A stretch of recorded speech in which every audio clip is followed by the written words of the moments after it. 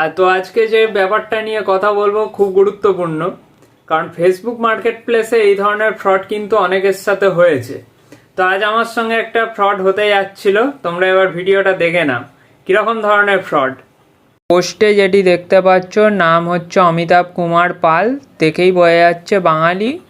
ঠিক আছে, কোনোভাবেই পোস্টের মধ্যে লেখে নি যে এখানে সিওডির কোনো ব্যবস্থা নেই ইত্যাদি ইত্যাদি, বা উনি লোকেশান থেকে কালেক্ট করলে দিতে পারবেন না, এসব কিছু লেখা নেই। ঠিক আছে, তো ওনাকে আমি মেসেজ করে জানতে চাই কয়েনের দাম, এবং উনি আমাকে বলেন এবং ওনার লোকেশান বলেন কলকাতা সিটি।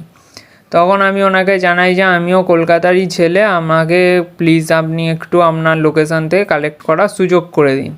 তখন উনি আমাকে জানান যে উনি কোনোভাবেই ওনার লোকেশান থেকে জিনিসটি দিতে পারবেন না, কারণ ওটা ওনার পার্সোনাল চয়েস, উনি কিভাবে দেবেন না দেবেন। তখনই আমি বুঝে যাই যে এনার কাছে কোনো একটা কারণে আমার এনাকে ফ্রড মনে হয়, কারণ ওনার কাছে যদি অরিজিনাল কয়েনটা থাকতো তো উনি কেন এই জিনিসটা বলতেন আমাকে। এবার বন্ধুরা বুঝতেই পারছো কীরকম ধরনের ফ্রড হতে পারে মানুষ। তো ওনার কাছে যদি অরিজিনাল কন্ডিশানে কয়েনটা এই কন্ডিশানেই থাকবে, ছবির মতো কন্ডিশানে, তো উনি আমাকে কেন এই কয়েনটা হাতে হাত দিতে অস্বীকার করছেন, বা উনি কেনই বা বলছেন যে এটা ওনার নাকি চয়েস যে উনি কয়েনটা কিভাবে দেবেন।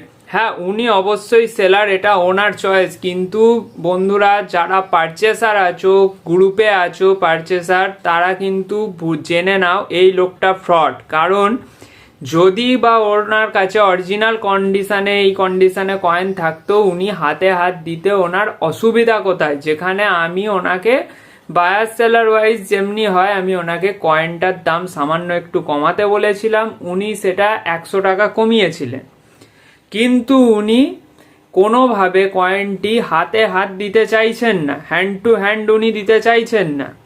কারণ তো নিশ্চয়ই কিছু একটা আছে বন্ধুরা, বুঝে নাও কারণটা। কারণ সবারই বোধ বুদ্ধি আছে, উনি কেন দিতে চাইছে না, নিশ্চয়ই উনি অন্য কয়েন দেখিয়ে অন্য কয়েন বিক্রি করবেন, আদারওয়াইজ ওনার কাছে এই কয়েনটি নেই, উনি অন্য কোনো সেলারের কাছের কয়েন ভিডিও বা ছবির মাধ্যমে দেখাচ্ছেন।